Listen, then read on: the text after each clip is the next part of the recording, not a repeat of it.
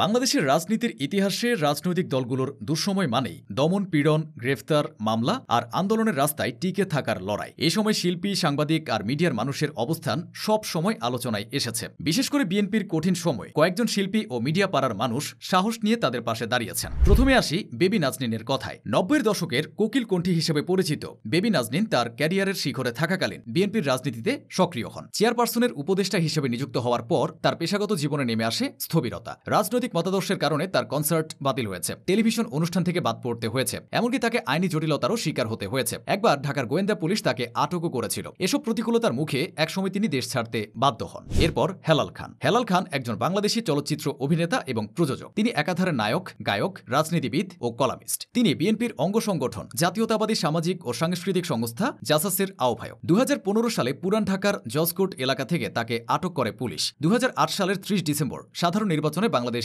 জাতীয়তাবাদী দল বিএনপি থেকে মনোনয়ন পান। রাজনৈতিক নেতাদের সঙ্গে ঘনিষ্ঠ যোগাযোগের কারণে বারবার তাকে হেনস্থা হতে হয়েছে, তবুও তিনি দল ও নেতাদের পাশে থেকেছেন। জাসাস কবিতা, গান ও পথনাটকের মাধ্যমে খালেদা জিয়ার মুক্তির আন্দোলনকে বেগবান করতে কাজ করছে। কনক চাপা। তিনি শুধু একজন শিল্পীর পাশাপাশি একজন স্পষ্টভাষী রাজনৈতিক কর্মীও। তিনি ৩ বারের জাতীয় চলচ্চিত্র পুরস্কার প্রাপ্ত কণ্ঠশিল্পী। ২০১৩ সালে তিনি আনুষ্ঠানিকভাবে বিএনপির সদস্যপদ গ্রহণ করেন খালেদা জিয়ার উপস্থিতিতে। কনক চাপা ২০১৮ সালের একাদশ জাতীয় সংসদ নির্বাচনে সিরাজগঞ্জ থেকে বিএনপির প্রার্থী হিসেবে প্রতিদ্বন্দ্বিতা করেন। তার রাজনৈতিক অবস্থানের কারণে তাকে পেশাগত বৈষম্যের শিকার হতে হয়েছে। তিনি জাসাসের প্রথম যুগ্ম আহ্বায়ক হিসেবেও কাজ করেছেন। আসিফ আকবর। বাংলা গানের যুবরাজ খ্যাত জনপ্রিয় এই পপ শিল্পী বিএনপির একজন ডাইহার্ট সমর্থক। তার রাজনীতির প্রতি ভালোবাসা মূলত শহীদ প্রেসিডেন্ট জিয়াউর রহমানের সান্নিধ্য থেকে জন্ম নিয়েছিল। আসিফ আকবর একসময় বিএনপির জাতীয় নির্বাহী কমিটির সদস্য ছিলেন। বিভিন্ন বক্তব্যে তিনি খালেদা জিয়ার মুক্তির দাবিও তুলেছিলেন। এছাড়া তিনি প্রকাশ্যে দলের পদ বাণিজ্য ও নমিনেশন বাণিজ্যের মতো বিষয়গুলো নিয়ে সমালোচনা করেছেন। মনির খানের নামও আসবে এই তালিকায়। বাংলা গানের বিরহ সম্রাট মনির খান। তিনি দীর্ঘদিন বিএনপির সাংস্কৃতিক সংগঠনের সঙ্গে যুক্ত ছিলেন। একটা সময় ছিল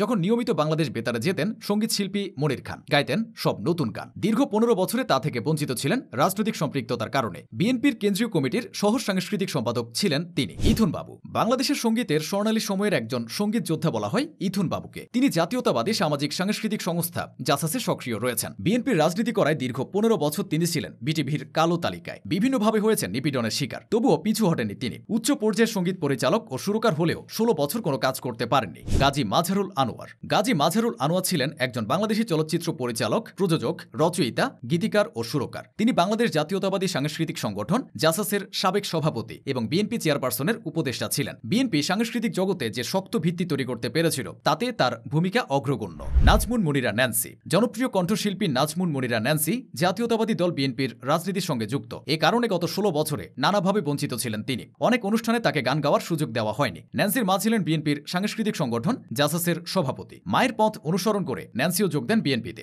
২০১৪ সালের ১১ সেপ্টেম্বর ন্যান্সি বিএনপি এর অঙ্গ সংগঠন বাংলাদেশ জাতীয়তাবাদী সাংস্কৃতিক সংস্থা জাসাসের ঢাকা মহানগর দক্ষিণ শাখার সহসভাপতিত্ব গ্রহণ করেন। তাই জনপ্রিয় এই কণ্ঠশিল্পীকেও পড়তে হয় কালো তালিকায়।